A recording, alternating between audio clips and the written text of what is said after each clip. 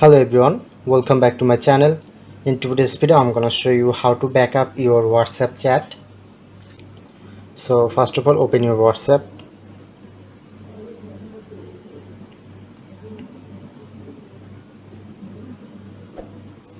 Look at the right side, tap onto three dot, go to settings,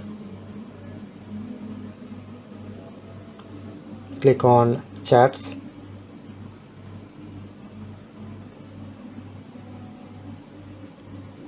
press on chat backup, select the Google account and select your email address. Click on to allow. Okay, now add and press on backup.